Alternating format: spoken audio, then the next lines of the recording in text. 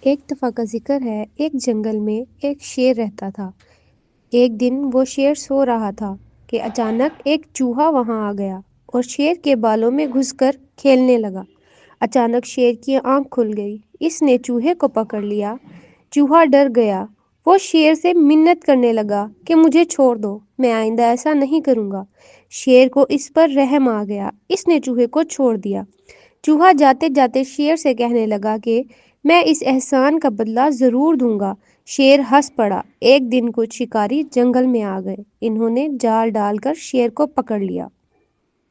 وہاں اچانک وہیں چوہا بھی آ گیا، اس نے اپنے دانتوں سے جال کو کاٹ دیا۔ اس طرح شیر آزاد ہو گیا۔ شیر نے چوہے کا شکر ادا کیا۔ چوہے نے کہا کہ کوئی بات نہیں، ایک دن آپ نے میری مدد کی تھی اور آج میں نے آپ کی مدد کر دی، اس میں شکریہ کس بات کا؟